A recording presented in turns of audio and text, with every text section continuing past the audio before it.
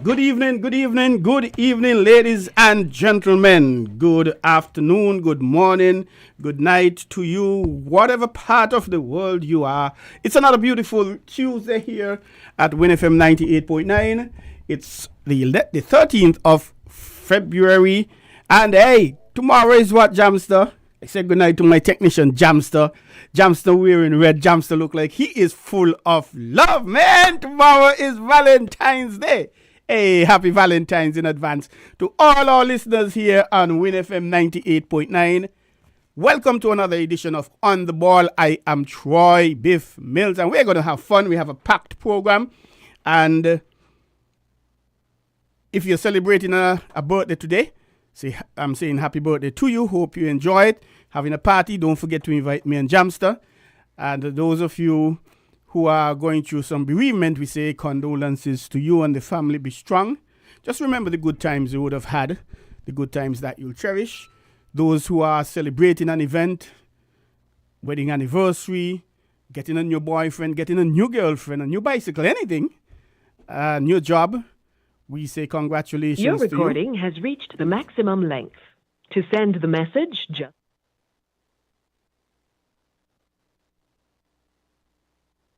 Apologize for that, a little technical glitch there. That's one thing with technology, very good. And there's some issues at the end of the day. And we are ready to roll, Jamster. We're going to start off with some golf here in St. Kitts and Nevis. It is said, Jamster, when you're young, when men are young, they play with big balls. They play basketball and football. When they get a little older, they play with smaller balls. That's the tennis balls. But when you get in the real old age, Jamster, your balls become a lot smaller that you're using. So that's golf. I don't know what that means, but let's hear from Zeke Percival out of the Royal St. Kitts Golf Course. Results of the February monthly medal golf tournament sponsored by E-Zone, played on the weekend at the Royal St. Kitts Golf Course. Closest to the pin on hole number 9 went to Harry DL. Closest to the pin hole. We're going to try and get it a little louder for you. The Welch overall logos went to Adrian Norford. In fourth place net went to Fitz Bancampa. Let's do this again. Results of the February monthly medal golf tournament sponsored by E-Zone, played on the weekend at the Royal St. Kitts Golf Course. Closest to the pin on hole number 9 went to Harry DL. Closest to the pin hole 15, Hayden. Results of the February monthly medal golf tournament sponsored by E-Zone, played on the weekend at the Royal St. Kitts Golf Course. Closest to the pin on hole number 9 went to Harry DL. Closest to the pin hole 15, Hayden the Welch. Overall logos went to Adrian Norford. In fourth place net went to Fitz Bancampa. Third place net went to Darian Fleming. Second place net went to Harry Dale. And the champion for February in the E-Zone February monthly medal went to Hayden the Welch, cricketer turned golfer, the champion for February in the E-Zone February golf tournament. Also on the weekend, picking up 6.5 points in the E-Zone Cup playoff went to Adrian Norford, followed by Michael Davis and Darian Fleming. So the E-Zone Cup playoff is on its way. Adrian Norford in the lead. And again, congratulations to Hayden Walsh, cricketer turned golfer, winning the Royal St. Kitts February E-Zone monthly medal. Congratulations to all the winners. Thank you there, Mr. Zeke Percival from the St. Kitts Royal St. Kitts Golf Club, for giving us that update about playing with some very small balls, the golf balls. One thing with golf balls, we call them catguts. I don't know if Jamster young enough to remember catguts, and we used to use them to play tennis and do all kind of things. You throw them on concrete, and boy, these things take off fully. Boom, boom, bow. And they're good when you're working as a wicket keeper, as a goalkeeper, to practice your reflex actions. So thank you, Zeke. Where do we go? Hey, Jamster, let's slip out of St. Kitts and Nevis and let's go up north to the US, Jamster. Super Bowl. Jamster, there's a lot of people in St. Kitts following the Super Bowl. I was never a big fan of it, but I am a sportsman. I know a little bit about it. And what I know, yesterday was the big game where we had the San Francisco 49ers coming up against the Kansas City Chiefs, if I'm not mistaken. And at one point, Jamster, it looked like things were going haywire. It was 19-19. And then another time, I think, what the name went ahead, 20-19. And then the Kansas City Chiefs, they came back and they took care of business. And it was something interesting. One thing about it, while everybody in St. Kitts and Nevis jumping and shouting, the game ended 22 San Francisco 49ers, 25 Kansas City Chiefs. And that game definitely meant a lot to us here in St. Kitts and Nevis, because one of our key acquisition, not by birth, however by, what's the word they call it? Heritage, having some relatives here, he would have been part of the Kansas City Chiefs, and we say congratulations to him. He would have come in and he would have taken the bacon with the Kansas City Chief, and we say congratulations. And the whole country went haywire with that because they really enjoyed it. Him winning, Williams, his name is, and he comes from over in the rural side.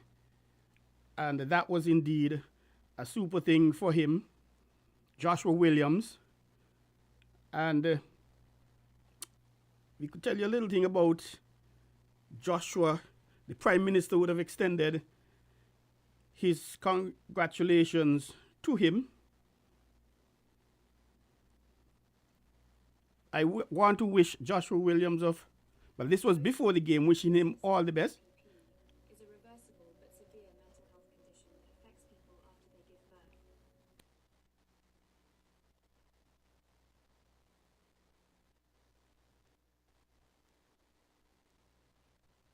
The disruptions. So that, we apologize. The Prime Minister, he would have sent out his wishes to him before the game started, and he was definitely elated that Joshua and his team were able to bring home the bacons over the Kansas City Chiefs, winning 25-22.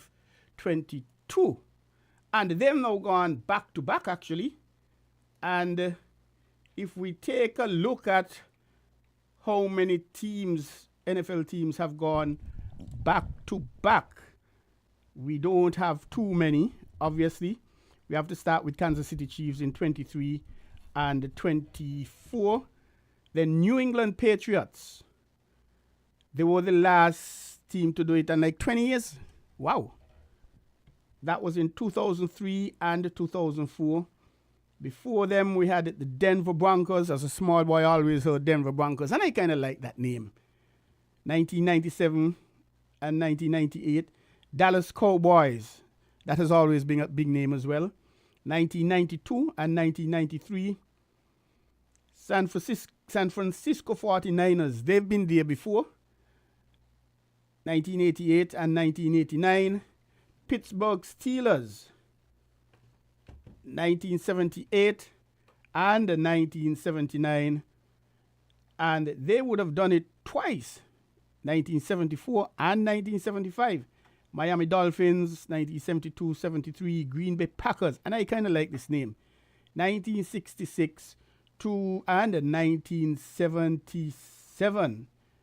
So those are the teams that would have won back-to-back Super Bowl. And we say congratulations to the Chiefs as well as the 49ers. They would have come in big time there and they would have enjoyed it. And I'm sure they're enjoying it. Still, they continue to enjoy it. And we slip away from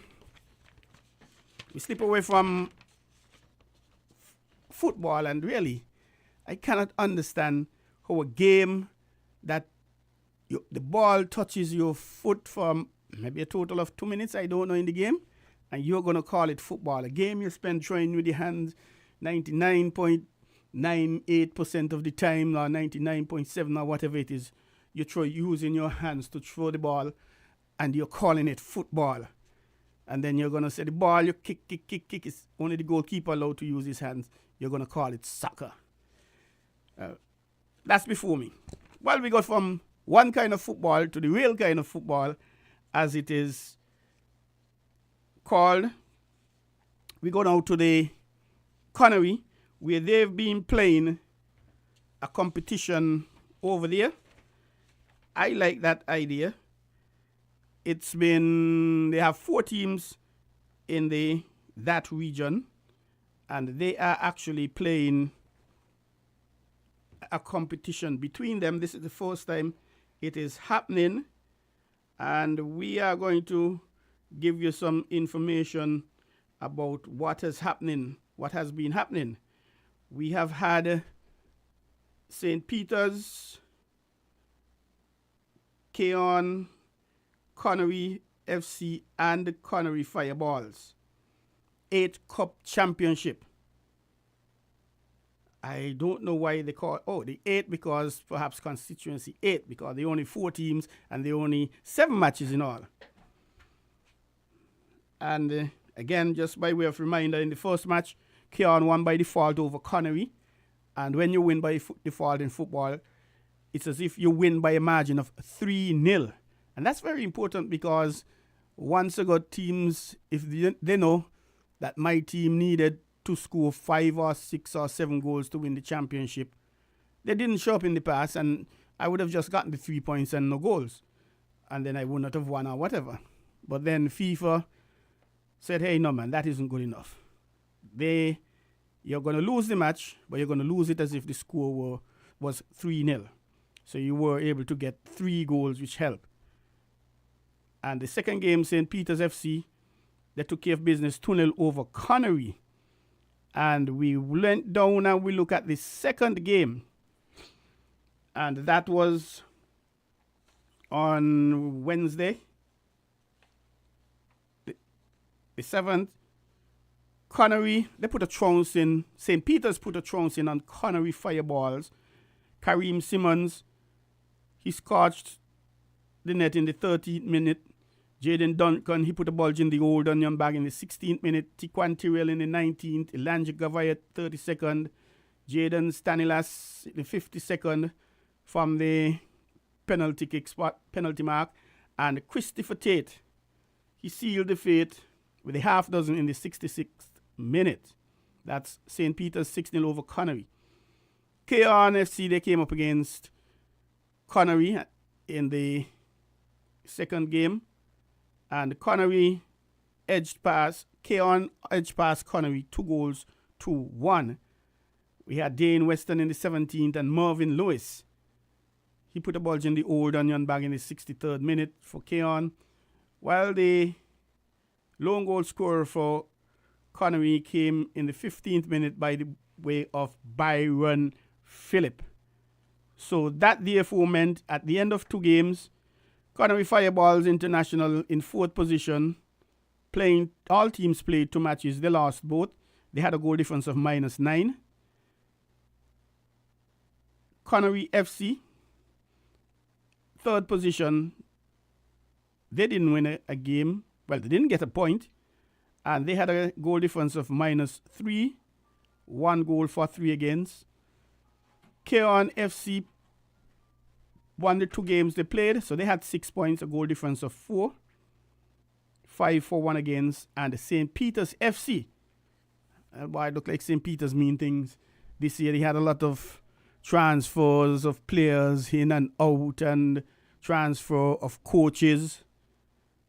And if I'm not mistaken, I'm hearing Nets from Newtown. He's gone, where that is, Keon I think it is. And I'm hearing Pedro from Sandy Point. He has gone Newtown. And Congo, Iroy from St. Paul's, he has gone away. I'm not certain who gone Keon and St. Paul, sorry, but we'll find out. And then St. Peter's, 6 points ahead of the pack with 8 goals for, none against them, so they have a goal difference of 8. But what was interesting, Keon was to play St. Peter's, and then Connery was to play Connery Fireballs. That game did not happen because of the weather last week, Wednesday. So the organizers decided that it didn't make sense to play that game because both Keon and the St. Peter's, they're already in the finals. And even if both teams were to lose, they'll still be in the finals. So they're going to go straight to the finals. The finals will be played on Saturday the 17th at 8 p.m. So it will be Keon coming up against St. Peter's at 8 p.m. And these games are played at the St. Mary's Park in Keon. And there's an invitational game before that at 6 p.m. St. Paul's, SL Horsford's St. Paul's will be coming up against Montreal Farms Clean Right Old Road at 6 p.m. So those are the games coming up in the 8th Cup, the final of the inaugural 8th Cup Championship over there in the Constituency 8 region. And the final comes up on Saturday the 17th at 8 p.m. Keon versus St. Peter's. However, there's an invitation before St. Paul's versus OR at 6 p.m. And before we move off, I'm picking up a talk that there's going to be a practice match Wednesday the 14th, that's tomorrow, between Connery and a visiting team. I'll have to get some confirmation on that. But a bird is picking me on my ear, and I got to be careful with these birds because a lot of birdies been flying and doing all kind of things these days from all angles. But I have to confirm that with that game with the organizers. And before we slip away from football, a lot of football happening here in St. Kitts and Nevis, St. Kitts to be exact. And I don't know. I believe St. Kitts, we are the best in keeping secrets, big secrets. Before the championship happening here in cricket, we're the best in keeping the secret with that. No advertising, you're not hearing about anything, you're not hearing the games, you're not hearing what's going on. And now, there's a CONCACAF on the 20 championship happening here from Friday the 23rd to Tuesday the 25th of February, not March, February. And we're not hearing anything about this as yet. So I'm not certain what's happening with the public relations. Hey, maybe it's a strategy, or maybe the strategy is to advertise the game one day, maybe 2 days before. I don't know. I cannot see the prudence in that, but that is the case. And if we could tell you what's happening is the CONCACAF Men's Championship. And a lot of things happening there. Are a few zones, and St. Kitts Nevis, we're hosting one of the zones here. And I can tell you the games are starting Friday the 23rd of February. That is when? Next week Friday, if I'm not mistaken. And what we have happening in Group A, Cuba and Nicaragua,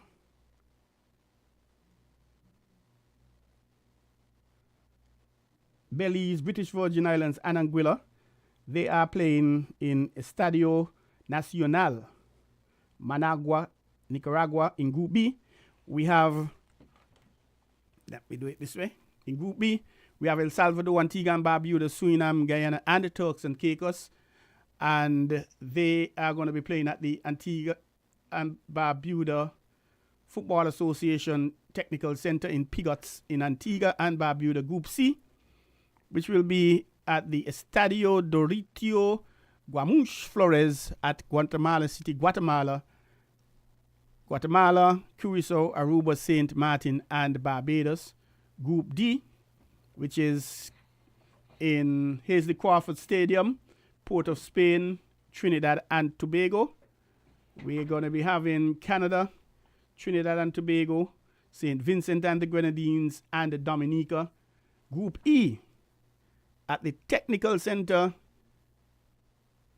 that's up in the St. Peter's area, hosted by in St. Kitts and Nevis, Haiti, Puerto Rico, St. Kitts and Nevis, and Cayman Islands. And Group F, the final zone, at the SKNFA Technical Center, Bastia, St. Kitts, Jamaica, Bermuda, Grenada, and Martinique. And that is coming something very popular. Teams are using St. Kitts as their home base. And when they do that, if I'm not mistaken, they have to give a little something to the association. Give them a little payment of some sort. And if we are to look at the schedule, some games kicking off in Antigua. Friday, February, we have Antigua, Guyana at 3. And we come down, rather than go through the entire thing, I'm going to look for St. Kitts and Nevis. This is the first round. St. Kitts and Nevis playing Puerto Rico at the SKNFA Technical Center at 7 p.m. That's on Friday, 23rd February. And the next round of matches will see St. Kitts and Nevis playing Haiti at the SKNFA Technical Center on Sunday, the 25th February. And then on Tuesday, 27th, St. Kitts and Nevis will come up against Cayman Islands at 7 p.m. at the SKNFA Technical Center. So it's going to be interesting, these games coming up. And I'm encouraging you to go on out and support the Sugar Boys, support the SKNFA. It's not going to be an easy zone, I could tell you that. It's going to be tough. But when you look at all these zones, normally when it comes to sport, there's what we call a group of death. But it's one team going through, but it having 3 powerful teams. So 2 teams are going to cry, or if it's 2 teams going through, we still have 3 powerful teams. So the loser will go and weep. And normally the loser is a big name, a big team. I'm going to make some predictions here. Group A, Cuba, Nicaragua, Belize, British Virgin Islands, and Anguilla. Ah, boy, that is a tough one. I think 1 and 2 going to be between Cuba and Nicaragua. What order? I'm not certain. I expect the Belize would probably be in 3rd spot. And British Virgin Islands and Anguilla, they're going to be 4th and 5th. What order? I am not too certain. Group B, in Antigua and Barbuda, El Salvador, Antigua and Barbuda, Suriname, Guyana, and Turks and Caicos Island. I think El Salvador is going to top that group. Second probably be Suriname, if not Suriname, Antigua and Barbuda. But I think I'll go with Suriname. Central American teams, generally Latin America, they play a higher standard of football generally than us in the Caribbean, in my humble view. Group D, whoa. Canada, Trinidad and Tobago. I think those 2 are going to go through. Trinidad and Tobago, they've been playing some good football as of late. I don't think my bet will be on Canada.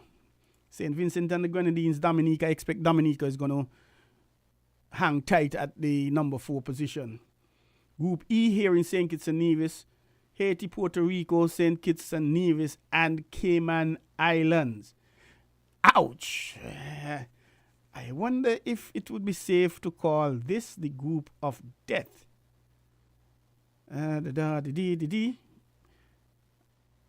Perhaps. But then again, maybe A, maybe Belize is a pretty tough team. Haiti, Puerto Rico, St. Kitts and Nevis. I expect Haiti to win this zone. I don't mean to discourage you, Jamster, any of the listeners. And of course, you can call in at any time and share your view, who you say going to win. If you support me, if you don't support me, the number is 466-0989. Or you can WhatsApp me, 668-2055, and tell me what you think or feel. So I think it's Haiti going to be 1. Number 2, Puerto Rico, St. Kitts and Nevis. That's never an easy toss-up there. I don't think we've really got the hang of them. I don't think we could beat them any place, anytime. I would like to say we'll go through, but I'll probably toss and turn when I go home tonight, believing that, yes, we're definitely going through. I don't know. We'll have to wait and see how that works out. Group F, I think this is an easy zone for Jamaica. And then we have Bermuda, Grenada, Martinique. And these games are going to play in St. Kitts. So we are going to be seeing some quality football. And, this is interesting. Bermuda, Martinique. I expect Grenada to come in at the bottom. Second and third is going to be somewhere between Bermuda and Martinique. Oh, wow. It's even tighter than I thought. After round robin play between February 23rd and March 2nd, the first place team from each group will advance to the 2024 CONCACAF Men's U20 Championship, joining the 6 preceded top-ranked nations. So, ouch! All of these are going to be group of death, Jamster, because only one team going through. And next week, we could probably preview it again, and I'm not certain if my prediction will change. So, what I'm saying at the moment is Group A, Cuba, Nicaragua, one of those going through, the other one going back home and cry. Group B, I expect it's going to be El Salvador, not Antigua and Barbuda, Suriname, Guyana, Turks and Caicos. Group C, Curacao. We can't take our eyes off Curacao. I believe it's going to be Guatemala, Curacao, Aruba, St. Martin, and Barbados.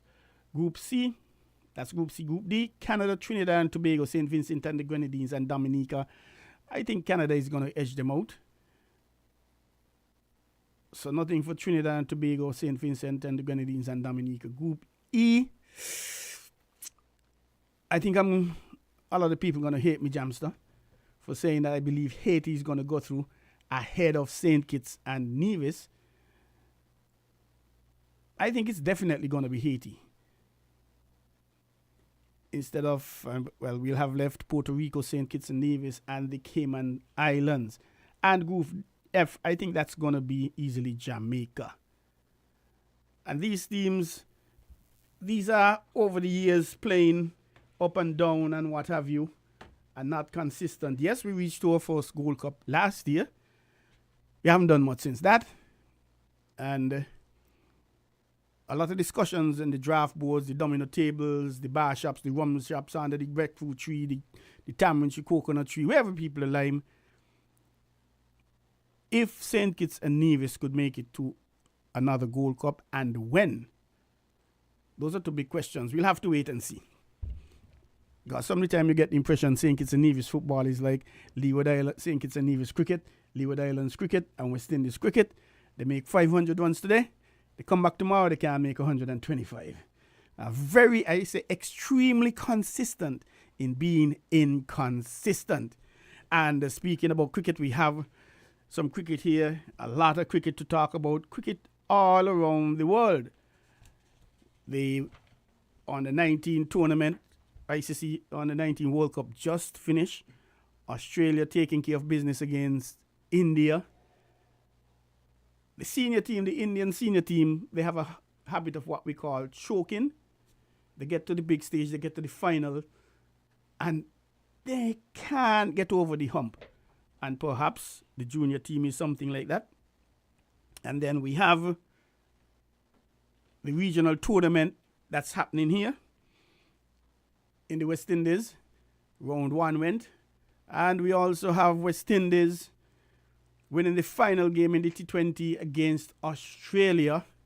So not getting a whitewash on this occasion. And again, the performance is what is happening, who should have done what. And we have our man Eustace Maynard. We're going to get to him in a few minutes. He's already in the studios rowing and ready to go. But we're going to get to him in a few minutes. And I must apologize because my guest for tonight, Mr. Samuel Spencer, who is the chairman of the Leeward Islands Cricket Board's selection panel, he had a family emergency, so he had to deal with it. So he cannot be on the show with us. And he would have been calling in by Zoom. And he would, however, be with us next week, Tuesday, God's Spear. And he may very well be in the studio in live and living color. Next week, we're having the last round of matches would be played here in St. Kitts. So before we go to cricket, there's one final bit of thing we have to speak about. Track and field. And boy, oh boy, oh boy. Track and field. The Carifta Games, they will be coming up in end of March. And they will be played, that will be happening in Grenada. And we have some persons already selected. Last year, 2023, the St. Kitts and Nevis team, track and field, hosted 22 athletes.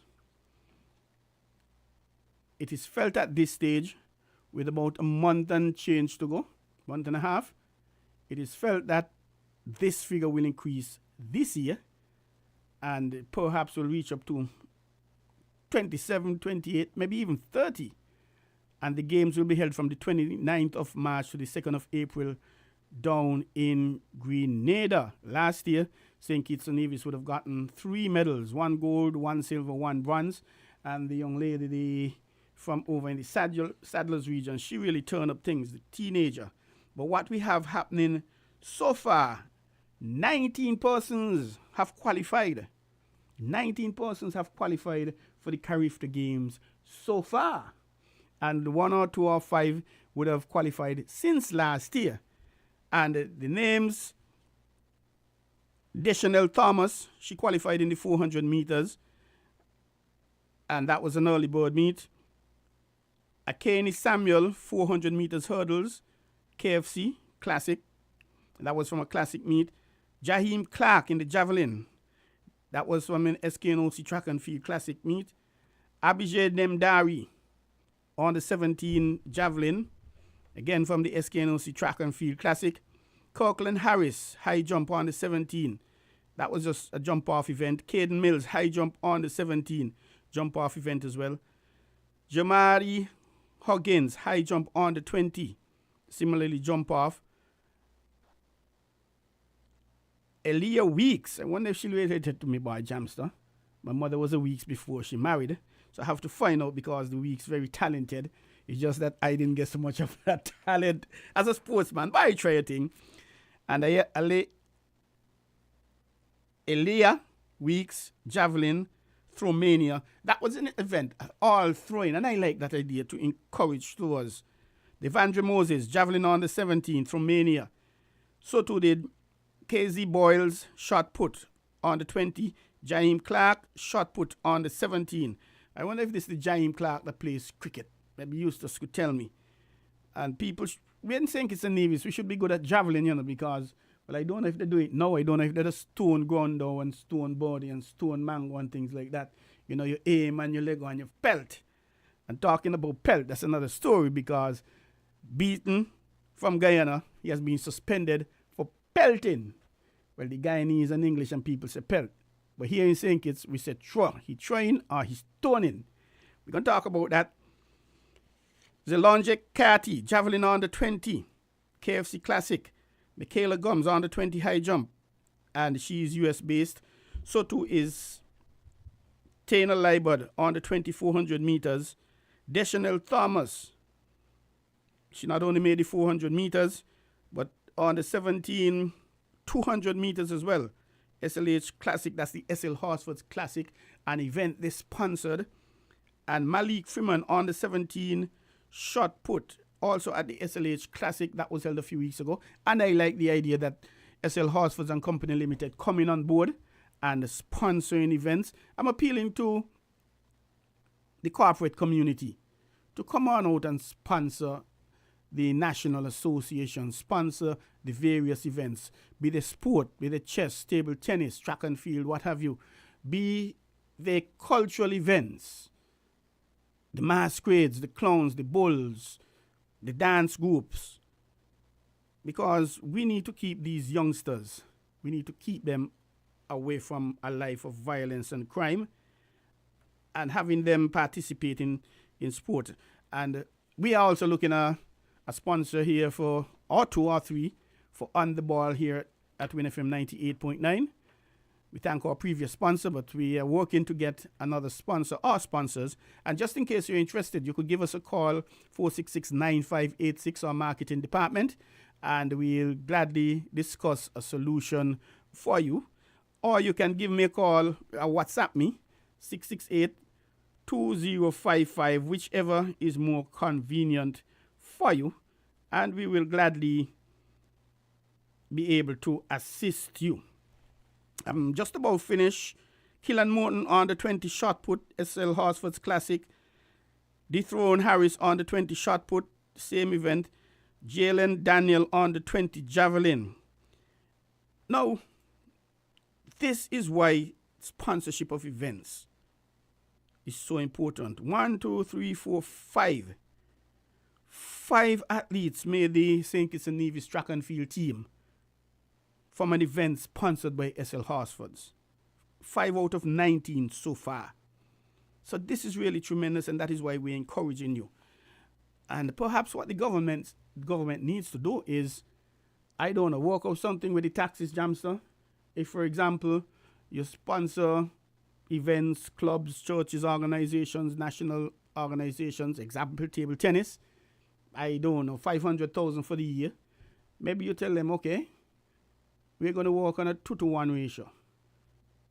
We're going to deduct $1 million from your profits, and that won't be taxable. We'll just tax it on what's remaining.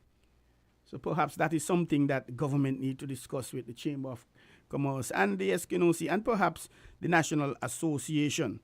And we welcome persons, of course, to sponsor the St. Kitts and Nevis, work with us, the St. Kitts and Nevis Table Tennis Association.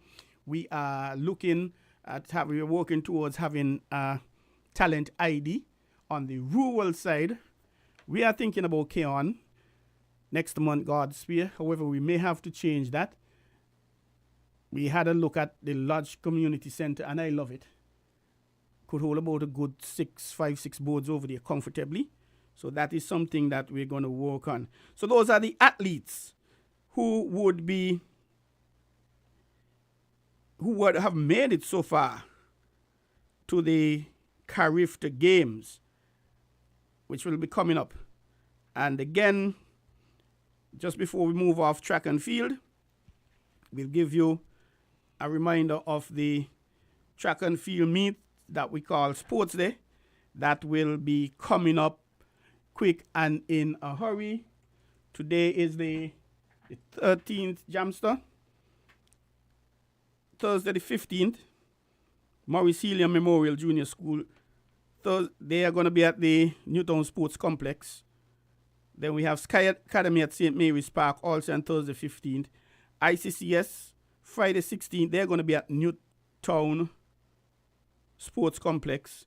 Giant Malt E-Zone Championship, Saturday 17th February. That's happening at the Sandy Point New Recreation Ground. Giant Mall Final Zonal Championships. Again, that's happening Saturday the 17th down in SP, where the best be. So you want to see the best performances, you have to come to SP, where the best be. Hub City. Hub. And there we're going to have all the champions taking place. All the champion schools taking place. And best wishes to all of them. They're going to be at 4 or 5 schools, I think it is. Charles E. Mills Secondary School, the mother, the father, the grandmother, the grandfather of all track and field meets in the Federation. They are having their meet on Sunday the 18th at the Sandy Point New Recreation Ground. So big track and field in Sandy Point on Saturday the 17th and big track and field on Sunday the 18th. Also Sunday the 18th at the Connery Cricket Center, we're having Bastille High School. I always had a concern with this, Jamster. Charles E. Mills, Bastille High, two of the biggest, if not the two biggest track and field meet in the federation. I don't think they should be competing. But I guess this is one of the cases you're going to have to choose, because most times a lot of people like to go to all of them to look at all the athletes to get a gauge who's going to walk away with the inter-school, TDC inter-school. But I know you don't have to do that, because, you know, Charles E. Mills Secondary going to walk away, blow away the field this year. And then we have the National Bank Private Schools Championships, Friday, 23rd February. That's at the St. Mary's Park. When we come next week, we will go through the others. And boy, I suppose they're going down all the way to the 5th of March. Why, the 5th of May, no, Jamster, that's a lot of track and field. And they would have started earlier in the year. The first sport, there was the track and field Bastille Zone, Friday the 19th of January. So I must commend the sports department for the work they're doing with the athletes, and also the St. Kitts and Nevis Athletics. That's the name change. And they're really pushing that. And to me, it's paying dividends, because at this stage, a month and a half to go, we have 19 athletes making the Carifta team so far. Another 6 weeks to go. And perhaps over these 6 weeks, looking at an average 2 per week, I don't know, 1.5, 2 per week, so getting up to 29, 30. So that's it for track and field, ladies and gentlemen. And my guest, he is very itchy, roaring, and ready to go. And we are going to be getting into some cricket just now. And boy, oh boy, it's a lot of cricket happening.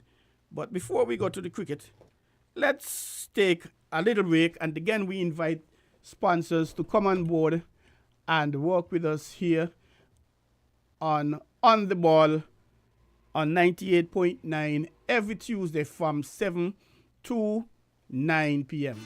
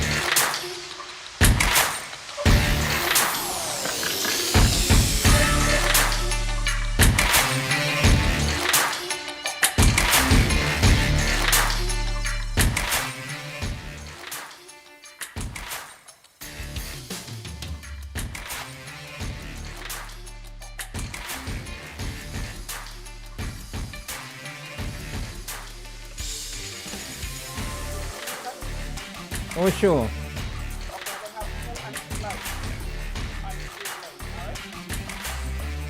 Okay. What is that? Welcome back to On the Ball here at 98.9, Win FM 98.9. I am Troy Biff Mills, your host. And again, we invite you to call in at any time in the program. You have an idea, you have a suggestion, you want to seek some clarification, you can do that 4660989, and you can give us a call and we'll be able to deal with you. I have two guests here actually. Mr. Eustace Maynard, live and lively in the studio, and Mr. Percy Sly Daniel. We are having him via telephone. We say thank you. We have to squeak and start with Percy because he stepped out of a meeting to deal with us, and he's going to be stepping back in. Good night, Mr. Daniel. Welcome to On the Ball.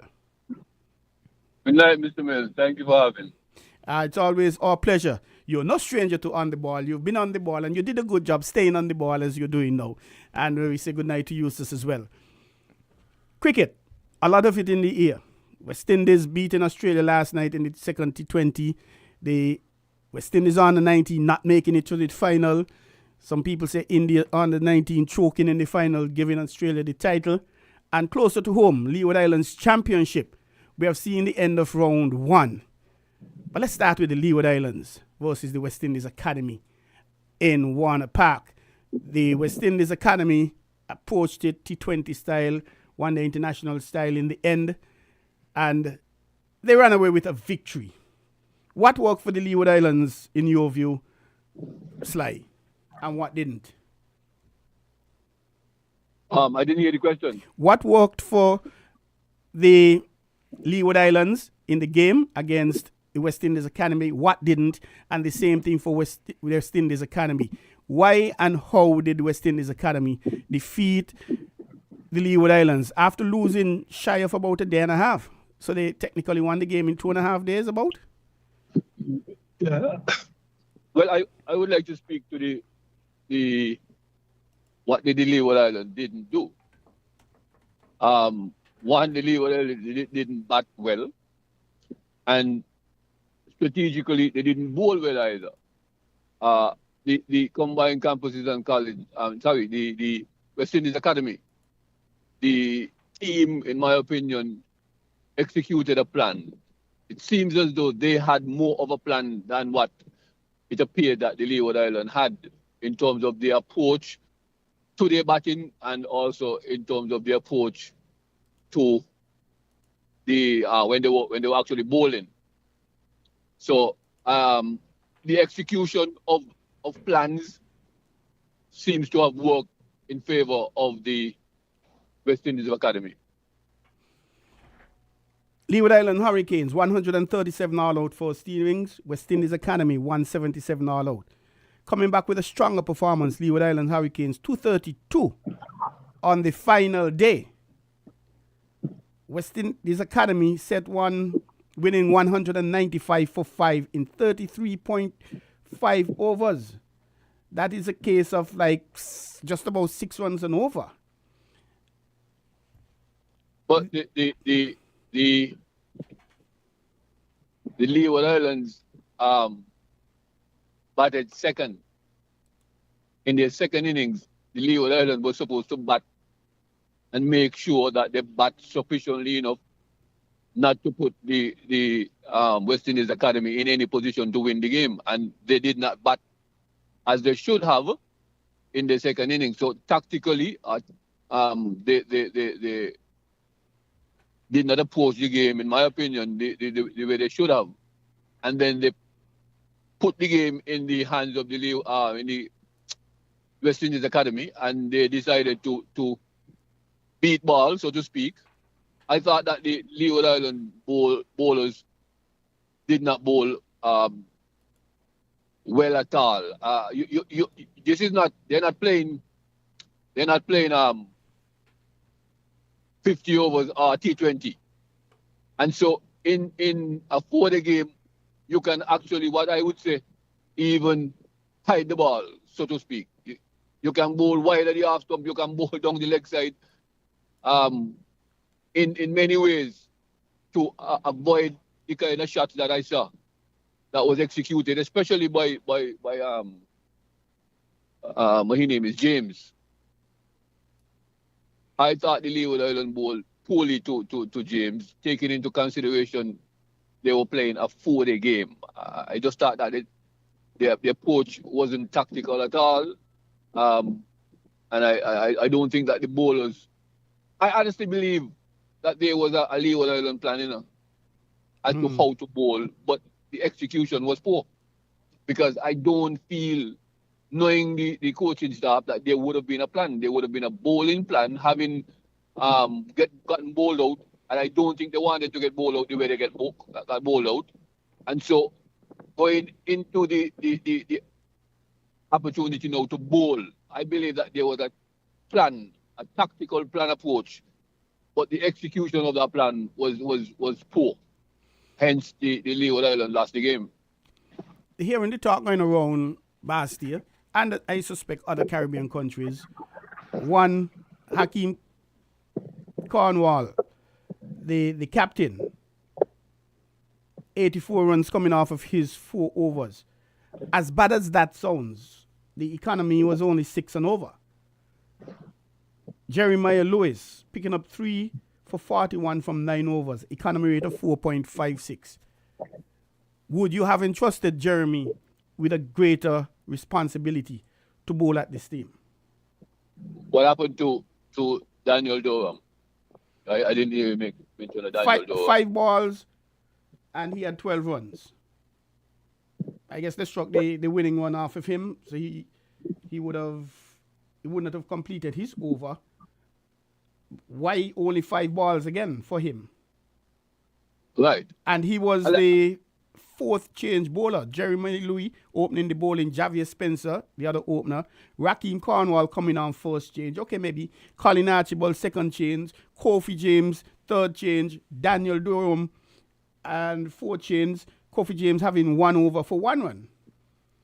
Again, I said I believe that, knowing that Leeward Island coaching staff and the amount of experience in that team, there had to be a sit-down tactical plan approach as to how they're going to bowl or defend, so to speak. Make sure that the West Indies Academy doesn't get the runs within the prescribed time. I believe that there was a sit-down approach as to how they're going to do it.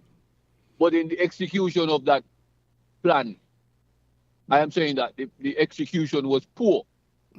I think that even the leadership from Cornwall, I think that he could have led differently, but differently in a better way. Sometimes you have to be, from a captain standpoint, sometimes it's good to lead from the front, yes, but sometimes you have to listen and use your entire team as a supporting base. And I didn't think that he used his team, knowing that he had additional resources at his disposal. It was an opportunity, an ideal opportunity for him to use the resources, 2 overs, 1 over, 2 overs somewhere. And to see that Daniel Durham bowl 1 over in that entire spell, I think that was a tactical error on their part. That's the bowling. In terms of the feeling, you're hearing a lot of discussion that, hey, the Lee was waited until too late to start to attack when they were batting. You mentioned earlier that they, in essence, should have batted the academy out of the game. Though they want to put an enticing score on the board to make them go for it with a chance that they'll lose quick wickets and then they can't stem that flow of wickets and Lewis could probably sneak through a window. What are your thoughts in terms of the batting approach? Elaborate on that for me. Do you think attack more, play safe? When would you have batted and you would have wanted to declare? The West Indies Academy bowlers bowl very well. Again, when certain batsmen come to the crease, you see the change of bowling, and that is playing tactical cricket. And it's like a situation I remember years ago. Cricket, West Indies playing Australia. When Carl Hooper comes to the crease, they gave Steve Waugh the ball, regardless to what the situation of the cricket was. Why was that? Because Steve Waugh used to get Carl Hooper out very cheaply. And so I am just saying, you're not playing conventional cricket. You're playing cricket according to what is happening at the time, and that is the tactical part of it. And I feel that the West Indies Academy bowlers bowl very well to the batters, and the bowling change was ideal based on the situation of the game. And that's the difference. Yes, you could say that they could have approached in terms of attack differently, but at the same time, the Leeward Island was behind the 8 ball from the very beginning, because we batted poorly in the first innings, and we were behind the 8 ball all throughout the game. Because the West Indies Academy, when you look at the bowling attack, if you look at the bowling attack, overs per runs, you would see that the bowlers really bowl well in tandem. They bowl very, very well.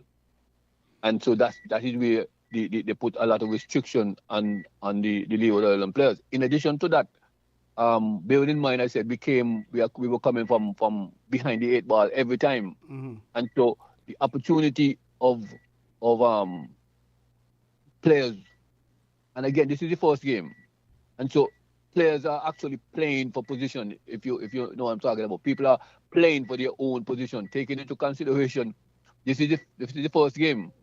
The second game, we're gonna have guys coming back: Casey Carty, Justin Graves, Kyron Powell. All of these guys are expected to come back into the team for the second game, and so the mindset of players at that time could have been one of the issues that created that lack of commitment in terms of how they push on, because players were actually playing for their position. Well, just before we get there, the two final questions. Leeward's coming up against Guyana at Warner Park. Guyana, that match drawn with Trinidad and Tobago. So obviously, Guyana will be hungry and desperate, trying to get on the board, because they want to keep a pace with what is happening. Obviously, they don't want the runaway leaders to go too far, because the Windward Islands would have defeated Jamaica by 9 runs. Barbados defeated Combined Campuses by 9 wickets. Both of them 9 wickets. Academy losing. So Guyana want to get on the thing. What kind of match can you expect tomorrow at Warner Park? And that's 1 and 2. Notwithstanding, you mentioned Casey Carty, Kyron Powell, etc. And we still have Nathan there in the wings, so to speak. Do you expect, the second question, do you expect to see any changes tomorrow in the Leeward Islands team? Has that team been announced as yet? Not to my knowledge, but there would be changes. As a matter of fact, Hayden Walsh Jr. is also here. And there could be some changes in that department. Casey Carty is here. There is talk in the air that Joel Andrew may very well be joining the Leeward Island team. That's the under 19 wicket keeper. Yes. So with all these players available, there is definitely going to be some change in the Leeward Island lineup for the second game against the Guyana Harpy Eagles. I am not aware of the announced 13, but like I just mentioned, there are quite a number of players that are available, and they're on island, and so there are likely to be some changes in the lineup. The pitch is going to play an important part. What sort of turf that we get would be a big factor in how the outcome of this game. I believe that the preparation of the Leeward Island team, from what I've seen, is ideal. The issue is the execution, the talent, the ability.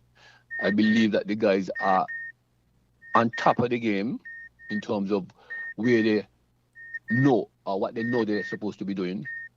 But the whole question is the execution.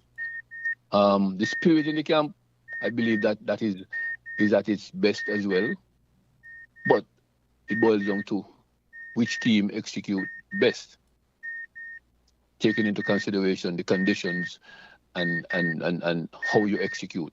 Execution is a big thing on any day, and I haven't seen them the Leeward Island executed well in the first game.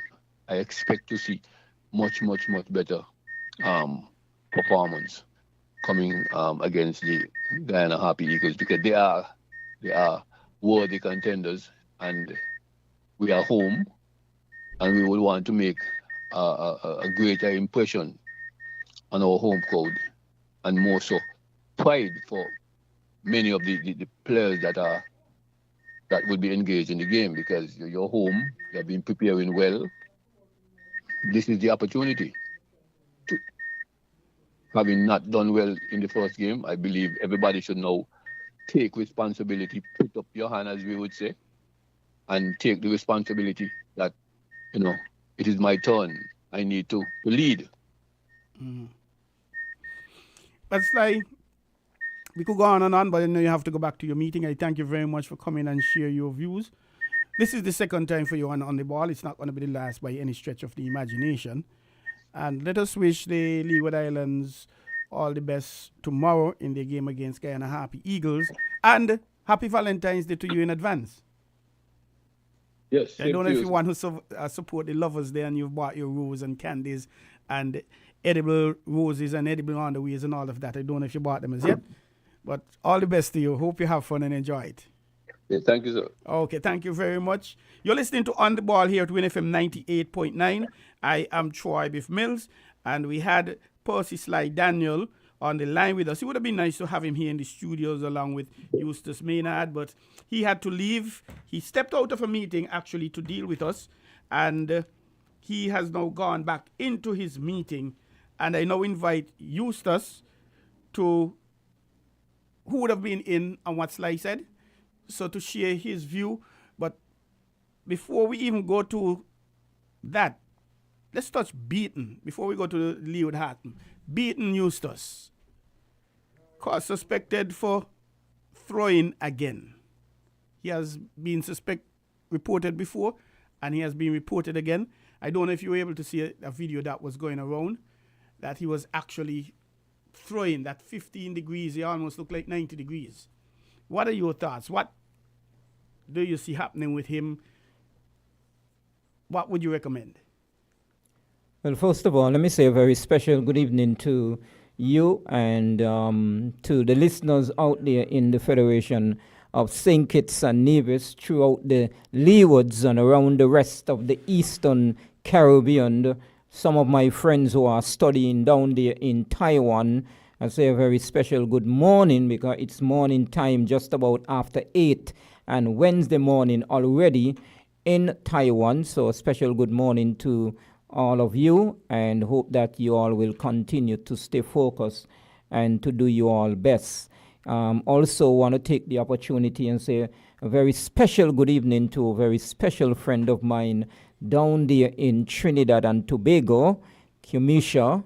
Good evening to you, and hope that all is well. And all those who are, wherever you are around the world, logged into this very important program, and we ask you to stay tuned until just about 9 p.m. when we conclude this very important discussion. We have so much to touch on. We are not too sure if we will get through with all, because there are so many different cricket matches all around the world. Just last night, South Africa started a test match against New Zealand, and I'm definitely looking forward to continue looking at that match. And day number 2 And it has been a very interesting test match so far. South Africa with a very inexperienced, new-look team. But similar to West Indies. Right. And sometimes you get more performance from the younger and inexperienced than the experienced who just have only experience but don't have the delivery. You asked a very important question because anything that is illegal cannot be what is good, what is best, and what is right when it comes to sports, when it comes to anything in life. The only thing that is right is what is right, and no man has a right to do what is wrong. And if he happens to bowl outside of the normal, there's certain way that you should bowl, and if you're not delivering in the right way, you definitely will have to go and take a serious look again at yourself. This man was called before, as you rightfully mentioned, and which you inform the public, and he's not getting any younger, and there are many other young bowlers who are coming through, which the other youngster from Guyana, just at the age of 24, played in his first test series, and in his second test match brought home the victory for the West Indies when he was not even in the best of shape. But the doctor actually applied his skill, his experience, and put him in a position where he was able and capable to perform his duty, and did an excellent job, which I think we need to perhaps touch some more on that, because it really has been an excellent find for the West Indies. And now, which is a normal thing, because it's not only with the West Indies players, many players around the world, as long as you come on the international scene, not even the international scene, but you happen to play for your country and perform very, very well, somebody then would want your service. And he already been looked at and given opportunity to play. I think some contract over 200 and something thousand, 300 and something thousand. That will make this young guy at age 24 very, very wealthy. I'm sure he has now become even more wealthy than the president of his country in such a short time. And that is the beauty and the reward when it comes to this 2020 cricket matches and league tournament, all around the world. And there's so many opportunities.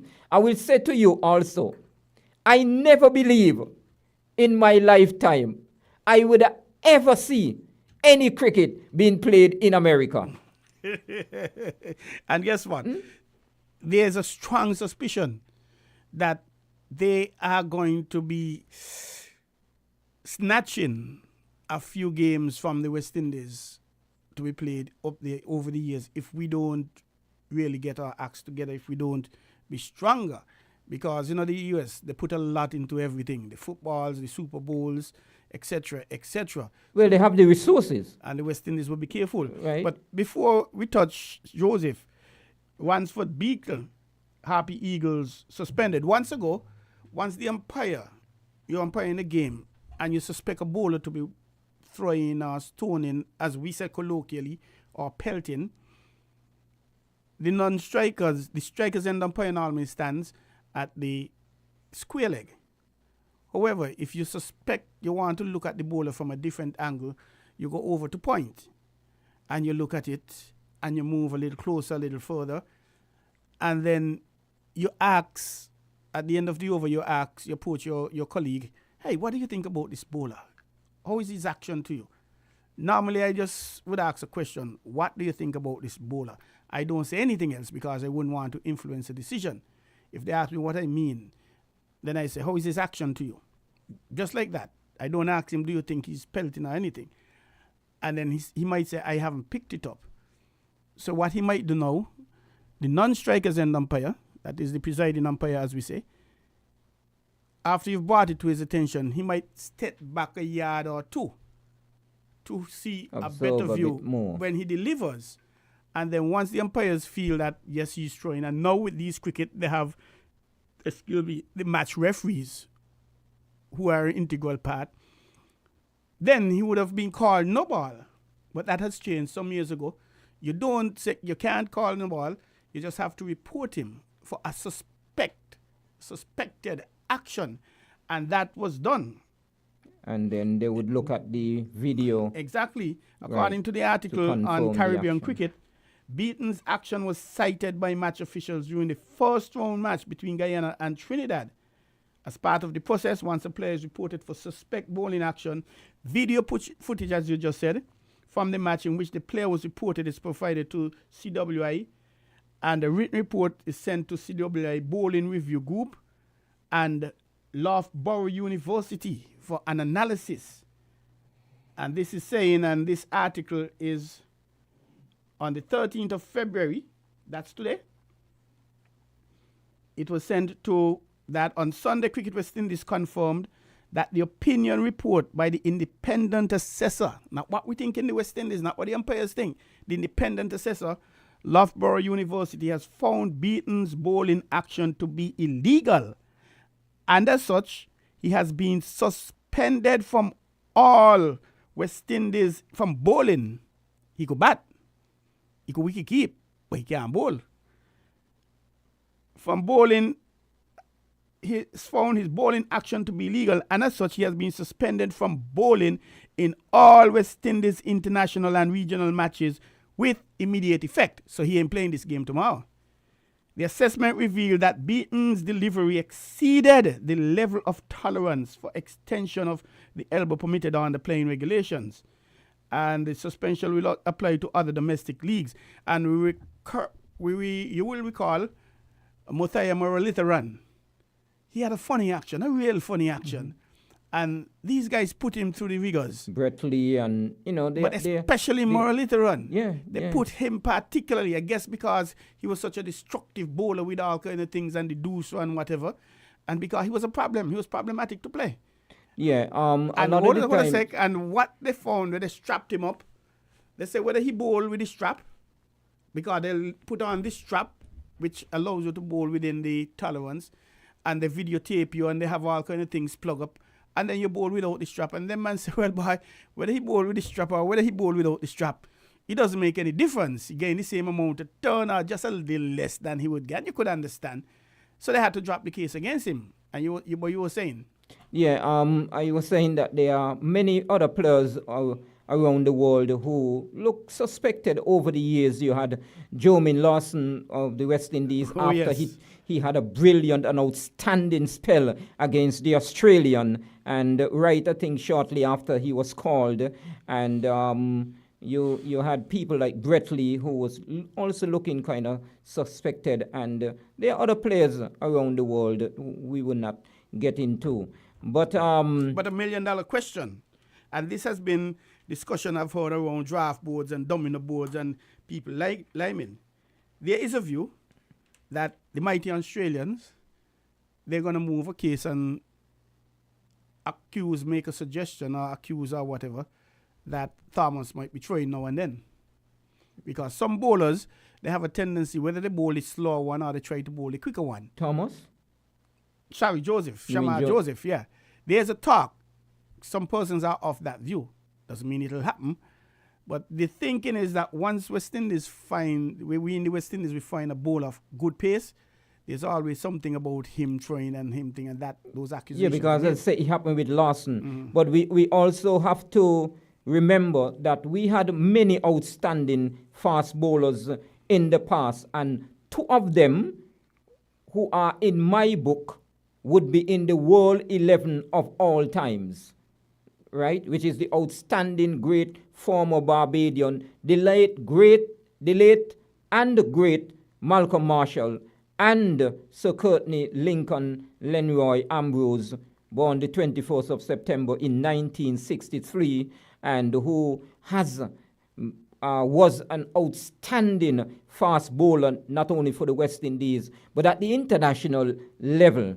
So we would have had many great players in the past for the West Indies, the Andy Roberts, the Michael Holden, the Courtney Walsh, the Patrick Patterson. Many of them who were outstanding, who would have done very well at the international scene, but they were not called because they just had a good action, right? The right action. And some people, yes, maybe suspected or close to be suspected, and when you maybe look at it carefully, officially, you may find that everything might be, in good order, right? But if you suspect something and you want to have a test, there's nothing really wrong about that. But it so happened that it could be, yes, people will say maybe some kind of conspiracy against the West Indians, because when some of our guys do very well, because even Narayan came on the scene and was an outstanding spin bowler, was called a few times and had to restructure his action, and Narayan never really was the effective bowler that he was when he started, but now retired from international or at the international level, and would apply his trade around the world in terms of the money cricket, which I will call it, because that is a game that the many players are now, and even I can tell you that there are many out of the over 6 million people in the Caribbean, and the many youngsters out of the 6 million who are interested in playing cricket. Their main goal, and many of them main goal, would be to get into some sort of 2020 league, some 2020 tournament, some 2020 team, because their interest is about wealth, money. Not in the interest of so much the sport or representation. Whatever you can get into, it's about to get in, to get whatever you can benefit in getting in, and not really so much in terms of want to play for the West Indies team. And that is why many of them, the holders and the, you name it, the Puran, Joseph. Pollard okay. At his age, at this stage, has never played a test match. For the West Indies. Puran, not even 30, has never played a test match. But these guys have wealth, and these guys can retire today. But is it their fault that they didn't play test matches? Did they qualify? Could they have made the team? Yes, if they had... Were they available for selection most times they or did sometimes? not make themselves available because of the T20. Because of the T20. They played the T20. They excelled in the T20. They benefited in the T20. And that is all they're interested in. But then again, Eustace, and this is a discussion that has been had throughout the length and breadth of St. Kitts and Nevis, throughout the length and breadth of the Caribbean, the world even. Yes, and Viv Richards said a few years ago, our players lack 3 Ps: pride, passion, and purpose. But I will say that you just mentioned a very important name, the outstanding Isaac Alexander Richards, who didn't make Vivian Richards. Not T20 in his time and things like that. Not T20, right? But it really would have been interesting, to be honest, if T20 was around since we started in 1929. These guys... We don't know how many of these guys would have really, excelled in terms of test cricket. And we wouldn't know how many would have gone for the T20 road and not be available for... Right, for because cricket. Viv Richards, who was an outstanding in terms of his style, so he would have also been suited in terms of playing 2020 cricket. I can tell you that if it so happened that 2020 cricket was available, say in the 80s, when the outstanding shotgun Alfred Luther Kelly, who was an outstanding right-hander, who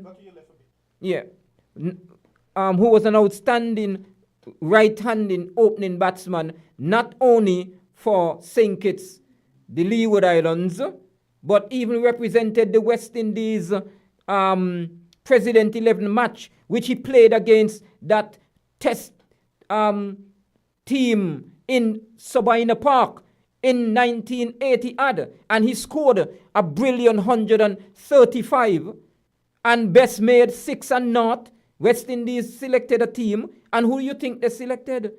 The man who did not make many runs, and they did not select the man who performed in the game. Go back a bit and go to the left. We've only seen half of you on the screen. Go to your left now. Go to your left. That's a good point you're making. That's a little better. And but then at the end of the day, Eustace, when you finish, you're playing cricket, you're in your headache, but you come across an injury that would have to, you cannot continue playing. But you would not have made such a healthy amount of money, whether in the test or the 4-day or whatever. And then the West Indies board is not there to help you to the levels you would like to. So you have to stop playing. And most times our players, Shamar Joseph, he's a security guard. He was a security guard in Guyana. So he walked one night from being a security guard straight into the West Indies team, so to speak. So if the players are not going to look at that financial area, that financial gain, how are they going to really be taking care of their family and friends themselves? But there are many make life comfortable for them. But there are many great players over the years. The Gordon Greenwich, the Desmond Haynes, the Biff Richards, I mean, you name it. The Richie Richardson, the Courtney Ambrose, the Courtney Walsh. If you have a very good career at the test level. Go back and go to your left still. Yes. Keep going. At the international level, you can... Go to your left. You can achieve... Pull the mic. A lot more or enough where you can live comfortable. Mm-hmm. Because over the years you also, while playing and gathering wealth, you would invest in yourself, in your future. So your investment will come back to benefit you. There are things in life where you have a life after retirement. And if you prepare, the more you prepare, the more you would be able to enjoy life after retirement. And yes, as a cricketer, you can only play up until a certain age, at a certain stage. Pull your mic closer to your mouth. Yeah. You can play at a certain age, at a certain stage, and if you would have been around consistently at that level, you would have accumulated enough, you would have done enough where you would be able to enjoy. And as I said, if you use that investment wisely, that can come back to benefit you in the end, in the future. But it is about, because if the West Indies see it fit to invest in you, sometimes even as young as the under 17 level, under 19 level, now at the first class level, you're in the West Indies first class setup, which the West Indies is responsible to maintain that setup. So you are given the opportunity to represent your country. And then by doing so, you might have done it well enough, fortunately, get into the West Indies team and excel in the West Indies team. Because there are so many players over the years. They shown potential, but they never did very well. They never done very well representing their country. Mm-hmm. Some people that shown glimpse of ability and quality, but they would not put in the performance of as yet. Accountability, we call them. Just like, well, I would not really say in terms of that. You have some people that shown potential, just like Biff Richards, who would have been the only cricketer in the world to score 3-0 in one game. Explain that for me. There are only 2 innings in a game. How he could made 3 knots in a game? Well, it so happened that making 3 knots, because he had 3 innings, which is not normal. It so happened that a game in Antigua against St. Kitts, when he scored naught, and the Antiguan, after this brilliant, upcoming, bright, promising youngster, is giving out for duck. We did not enjoy his ability. We did not see him, applied or get a chance to execute the kind of skill and ability and quality that we know this young, talented, upcoming future star at that time. So 3 innings, 3 zeros. 3-0. That has to be a world record. A world record. No other cricketer in the world have ever scored 3 duck in one game, but Antigua did not say, because he scored 3-0, we are not going to give you another chance. We are going to write you off. Antigua decided... Hold 1 second. We have a call coming in. Good night, caller. You're live on here. Welcome to On The Ball. Good night. How are you doing? I'm blessed, highly favored, giving thanks. What about you? I think I missed the original point of discussion. I'm assuming that we are saying that some of our international T20 players should have also made the sacrifice and play Test cricket for the West Indies. Is that it? That's basically what Eustace is saying. I'm saying it has been a point of contention. Okay. Let me ask Eustace. Eustace, how are you? Good night. Yeah, good evening, and how are you doing? And nice to hear you. Yeah, nice to hear your voice, and thanks for calling in to be a part of this discussion. Okay, good. Which industry do you work in, my friend? I'm in the finance and insurance industries. Okay, financial industry, and your salary, no doubt, is about $11,000 a month. I'm asking you to disclose it. For good or for bad, teachers work so very hard from 8:30 to 3:30. Then they have to grade SBAs and exams and deal with sports and all of those extra curricular activities. Some of them start off at $2,600 a month. How come you haven't changed? And for the benefit of youth and education and the advancement of the country, played the teacher's role and given up your $10,000 job, brother? Well, I believe that anyone, any person, any individual, first of all, should choose the profession you love and love the profession you choose. It is about whatever you do from your heart. And it's not everybody would be a doctor. Not everybody would be a lawyer. Not everybody would be accountant.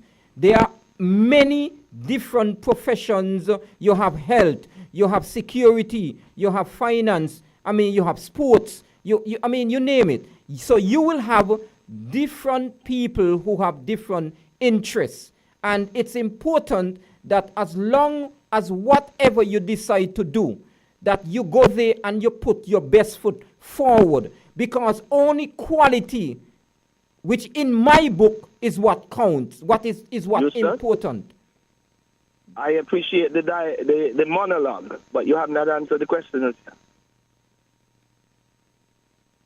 Well, I am going to continue in providing the service in the area that I love, that I choose to do, and I believe... Then why are you criticizing the persons who are choosing T20 over other forms of the cricket? I am saying what I am saying, and I want Take your time. Yeah, I want to make it clear, because I stated that even if you had 2020 cricket before, for instance, if you had 2020 cricket before, easily Luther Kelly would have opened for the West Indies team. Easily. I am not referencing Luther Kelly. I heard you say Pooran I heard you say Pollard. No. Correct me if I'm wrong. I'm You- also they adding. mentioned that they've never played Test cricket for the West Indies. Did I hear correctly? Yes, they've never played. Good. Right? And it appears as if it's a point of contention that they could have helped West Indies at that form of the game, Correct. and they chose not to. I verified if that was the point of discussion. Correct. That's technically the point of discussion. So why are you finding fault if they choose to play the form of the game that they're interested, that provides them the most lucrative? And Biff mentioned it. You have to consider your future. You have to consider your family. Why? Why is there a problem with them choosing that? Well, I also would like to say that if it so happened that these guys were given the opportunity to play at the longer version, because they started playing the 2020 cricket, excel with the 2020 cricket, but they did not play the 4-day version, Okay. so they would not Thanks get for an repeating opportunity. that for me, Eustace. Right. It was very clear the first 20 times, but you're still not answering me. Do you have a concern or a problem with certain players playing T20 as opposed to Test cricket because you believe that pride and all of these other things should direct them to giving back at the Test level? Do you have a problem with that? Well, I am saying that if it so happened that many of these players were available, it could have made a difference with the West Indies team. It could have made. Okay, But, I hear I mean, you clearly. But Okay, maybe there's a transmission problem. So maybe you can't hear me clearly. Do you see anything wrong with those guys deciding to play instead of Test cricket, T20, because of the more lucrative returns for that format of the game? Do you have a problem with that? No. If No, they, you don't? If they decide that they want to play whatever version that they're interested in, because for them to play Test cricket, they will have to come back and play 4-day cricket.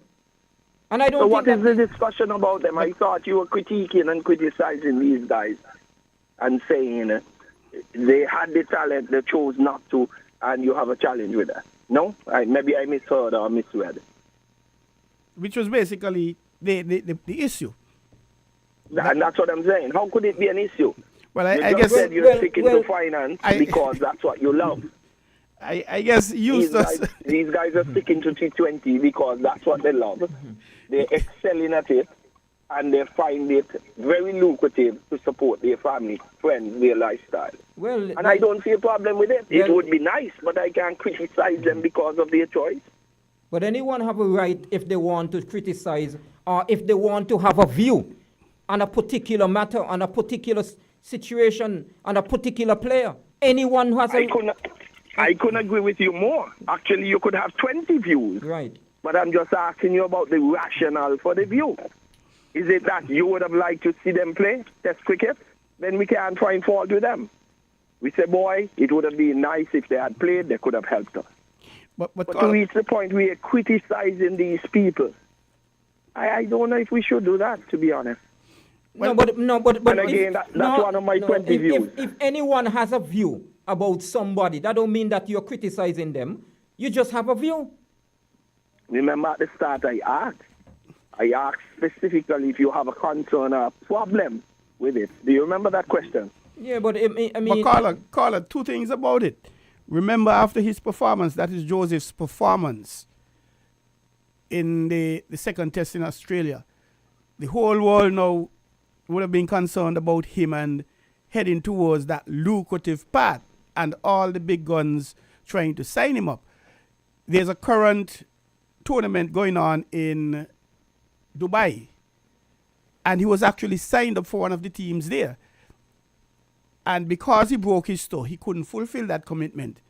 But And he's team in actually Australia. signed. He has actually signed for Lucknow, Yeah. a club in the Indian Premier League, and he's Let going to be me ask getting you a question. 362,000 US with Lucknow. Yes, sir. Biff, Yeah, caller. let me ask you a question. You graduate from Harvard University. You get a job in New Jersey. Pays you $10,000 a month. You excel at that job. The whole world hears about you. And then Wall Street calls you, paying you $15,000 a month. What do you do? Thank you, gentlemen. I would leave on that question. Thanks a lot, caller. Appreciate it. But I won't be able to hear your answer. So do you want to answer me before I leave? Well, it's not a case of Are you taking gonna the stay in 15. New Jersey? It's not a hard and cut. Yes, it depends on maybe the extra 5,000 US. Maybe I'll have to pay more in rent and it depends on the other benefits. However, it is not something to be just ignored like that, and most people would gravitate towards it. We should allow the gentleman Joseph to choose his path in life. 300. And if he wants to go to 2020 after bursting on the scene and being given a chance in Test cricket, so be it. It's his choice, and we should respect him and support him as a Caribbean player.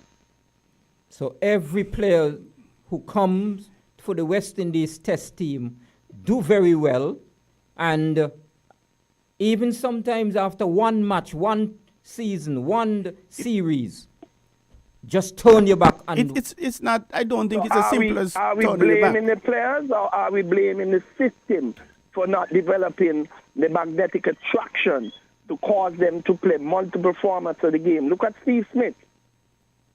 Look at the openers for Australia. Warner. They play different formats of the game. And Australia ensures that they're competitively engaged and rewarded to play the different levels. Retain a fees. well, Australia, when it comes to Australia, board and West Indies is a total different standard. Australia has the resources to offer all of those guys, and also most of these guys would have excelled in Test cricket before. So you're supporting me again. It's just that the resources that you're talking about West Indies doesn't have, guess who has it? India and Pakistan and Sri Lanka and all of those areas that provide them with the resources and attract them there. Let the youths enjoy themselves, man. Let them choose their path. But mind you, you could have your opinion, but I don't think they should be criticized for choosing one format over the other. If they play two series, if they play two matches, they have their reasons for leaving. Gentlemen, it was a pleasure. Thanks a lot, Yes, caller. yes. Thanks for listening and thanks for calling in. Cool. And very interesting point. At the end of the day, it depends on the circumstances. Yeah, I just said the Lucknow, they're going to be paying Shamar Joseph $362,000 US. and when you multiply that I hold by a sec. his currency, I sure that since he walk in, he ain't make half of this. what half? And No, not half, not even nowhere 10%, close. 10%. All of his life, whatever he would have worked for before, he But has not even played as yet. But one that of the big things, Eustace, you mentioned it, the resources, and in this case, retainer fees. He has been offered a retainer contract for the West Indies. And what the retainer contract says, hey, you're going to make yourself available for us as opposed to going to T20. Let's use the $42,000 that he's going to make in 6 weeks, 2 months in IPL? How much you think the retainer contract is? Which is the challenge. But it's going to be a lot less than that because you do not have the resources. So every single individual, I mean, it's unfortunate.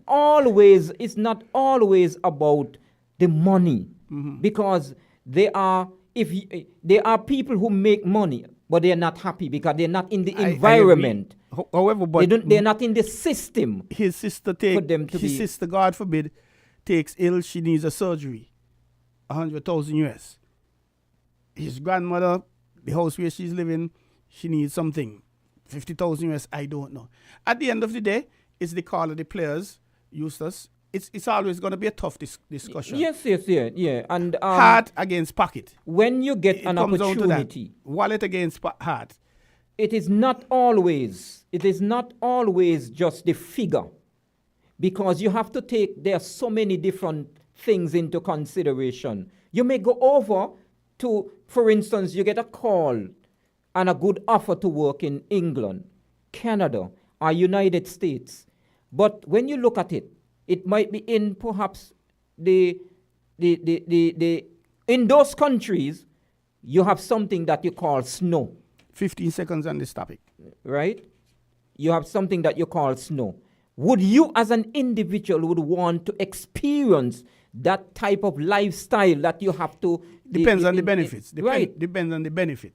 But we have to slip off of that topic and go now. into, because there are so many different sports matches all around the world. We have not looked into or look at the Australians who are doing very well and have done very well over the years in terms of the different series. The Australian senior team won the world championship. The Australian senior team won the World Cup. The Australian U team won the World Cup just the other day. Eustace. The Australian female won the World Cup. So, but also the West Indies, also we have the kind of resources like the England and the India and the whatever, but we reigned for 15 years from 1980 to 1995. But that was when cricket, Vivi Richards and Clive Lloyd and all these guys got basically next to nothing. That is when they were playing for the love of the game and pride of country. Things have changed, Eustace. Well, we also fortunately had great players at the same time, because we had the best opening pair in the world, the best batsman of the day in the world, the best middle order in the world, the best wicket keeper in the world, and the best pace attack in the world. So we had an outstanding team. But money wasn't around then. But we didn't have 2020 cricket could at we them time. Drop that topic and move on, because we only have about 5-6 minutes more. Glenn Maxwell, a record equaling, and I want to touch the under 50, under 19, equaling 5th T20 century. In the second game against the West Indies, he scored a T20 a century, 120 not out from 55 balls, and he has tied with Rohit Sharma of India 5.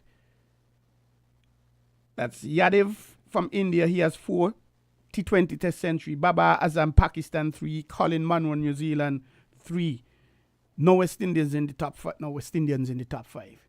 What is that telling us? Is that telling us as making a statement for us? Do we apply ourselves with game? Do we concentrate long? Do we choose our shots? Is our technique the best? Is it flawed? Well, I mean, there's so many questions that we can ask forgive me, but ourselves. which go back to what Sly mentioned earlier in the conversation on the program, basically, application. And I keep on saying the St. Kitts cricket team, Leeward Islands cricket team, West Indies cricket team, we are extremely consistent at being inconsistent. And when you look at it, someone like a Maxwell, before, say, the last 2 years, he also was very inconsistent, being consistent in being inconsistent. He always had the ability. But sometime you had a great Maxwell, and then another time, Maxwell is, you can't believe this is the kind of Maxwell that you are looking at. But he had an excellent World Cup. And since that, he has just, he just continued to put in the good performances for Australia.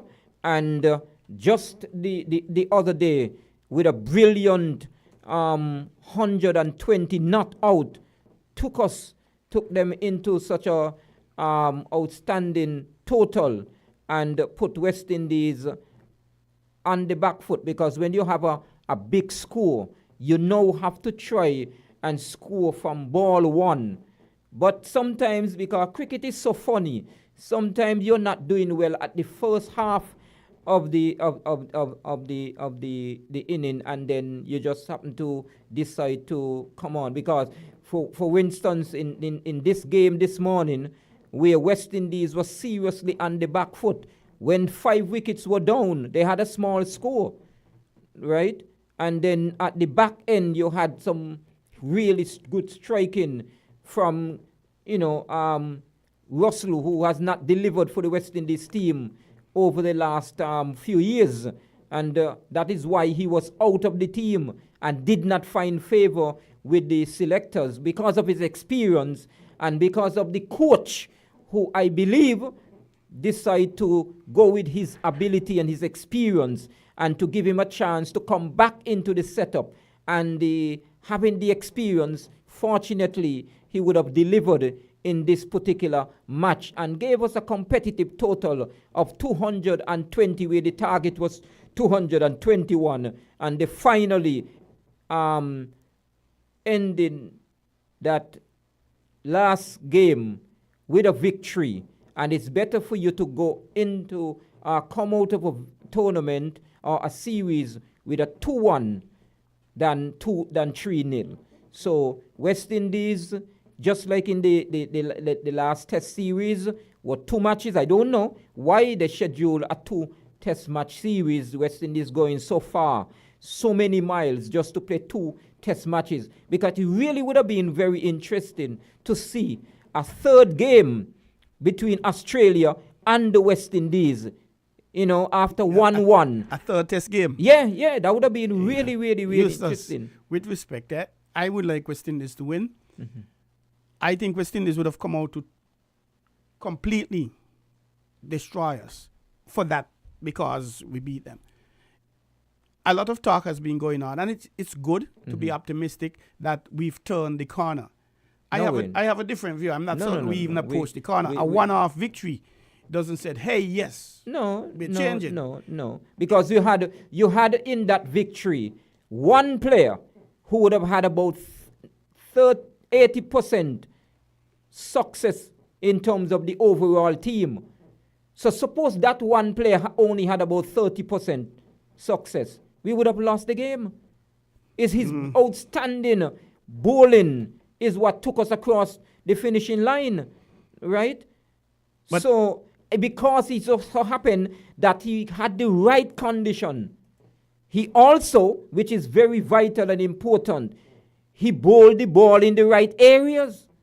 He's very consistent. He's not erratic. He put the ball in the right area, and that is what matters most. Most of the time, he's hardly offline.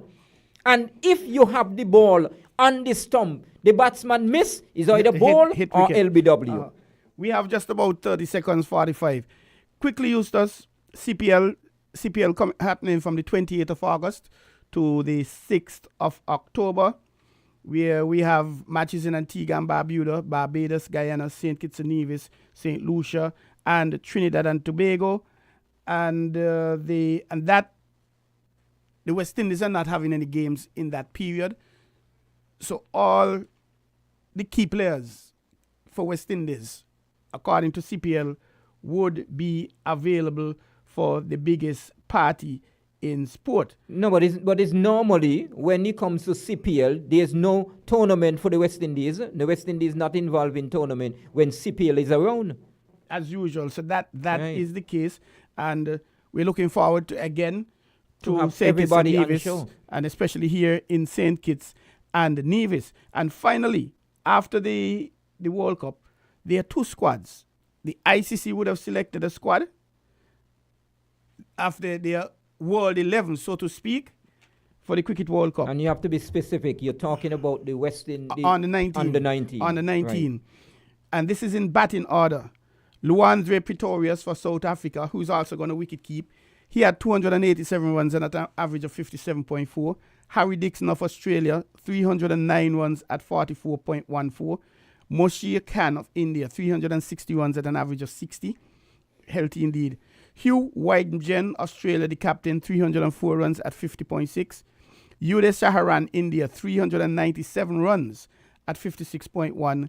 And Sachin Das, India, 303 runs at 60.6. Nathan Edwards of the West Indies, 101 runs at 50.50 an average and 11 wickets at 17.81. Colin Vidler, Australia, 14 wickets at 11.71. Ubaid Shah, Pakistan, 18 wickets at 12.38. Kwemwa Mambaka, South Africa, 21 wickets, leading wicket taker there at 9.71. Very stingy economy rate. Sami Pandey, India, 18 wickets at 10.7. Scotland's Jamie Dunk, Scotland, 263 runs at an average of 65.75. Yes, a very good player. Yes, and he didn't make it. He's the alternate, the reserve player. That is tough for him. But there was also an ESPN Quick. They would have selected a squad as well. Harry Dixon, Luande Pretorius, Hugh Wangburn, Uday Sandre, Mushe Khan, the same players coming down so far. Sachin Das, India. Joel Andrew, they selected Joel Andrew from the West Indies as the wicketkeeper. Which is the wicketkeeper for the Leewards. Yeah, the Leewards. So Luandre Pretorius of South Africa, he would have been playing, according to ESPN, as a batter. Nathan Edwards for this team, he was their alternate. So it's interesting, if you looked at 12, a squad of 12, both West Indians, India. So we say congratulations to Nathan making it. And the ICC one is the really big thing. And again, Eustace, I thank you for being here with us again. We had a very lively discussion. Thank you for the caller for coming in. And they always are going to be contrasting views. And that's always going to be a touchy subject. Playing for money or playing for the love of it, playing for heart, playing for home, playing for country. Not too many persons going to give up the money to do that. Because at the end of the day, you want to retire, bills to play. You want to make sure you live comfortably. So, what are your predictions in the Leewards game tomorrow? Well, the Leewards definitely have to improve. And do you see them winning, drawing, losing? Well, there's no, losing is not an option. Let me ask the question another way. What do you think would be the outcome of the game tomorrow? Well, maybe not so much what I think, but what I want to happen, which is a victory. All of us want Leewards to win. For the Leewards. All of us want that. That is what I want. And I hope that also justice is done in terms of the selection of the team, which I have to get into the next time around. Let me thank you for giving me the opportunity to be here, for sharing my views, my opinion, suggestions, and important discussion.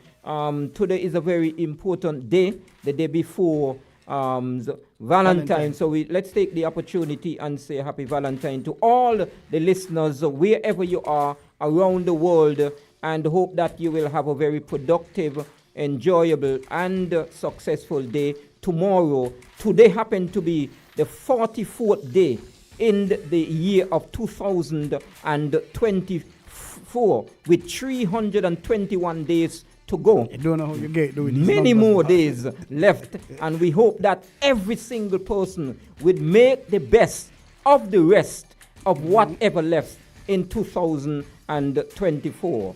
Take care, be positive, and most important, just remember that it takes every single contribution, which is an effective, responsible, and accountable. It's very important that you are accountable for your action. So take care, stay positive, and we look forward for another very important and inspiring discussion the next time around. Good night to the Federation of St. Kitts and Nevis and throughout the rest of the Eastern Caribbean. Thank you very much, Eustace. And you're not wearing any red for Valentine. Well, don't feel bad. I'm not wearing my red as well. Perhaps I have to go and find a Valentine, unlike Jamster, who is decked down in his red. It has been a pleasure bringing On the Ball to you here at WIN FM 98.9. Yet another edition. And we thank you for listening. We thank the caller for actually calling in. Again, we appreciate bringing the program to you every Tuesday on the ball from 7 o'clock to 9 o'clock here on WINNFM 98.9. And we're reaching out, we're inviting you, the corporate community, to come on board and partner with us to ensure that this program continues, because we do need that sponsorship. And in case you're interested, you want to clarify any information, call our marketing department at 466-9586, or you can reach out to me, Troy Biff Mills, 668-2055, and we'll be able to discuss the sponsorship opportunities for you. We are going to be having Mr. Samuel Spencer, the Leeward Islands Cricket Board's chairman of selectors, next week, God Spear, here on the ball. He wasn't able to make it today. And if I'm not mistaken, I think today is his birthday. So happy birthday, Samuel. Hope you're enjoying it.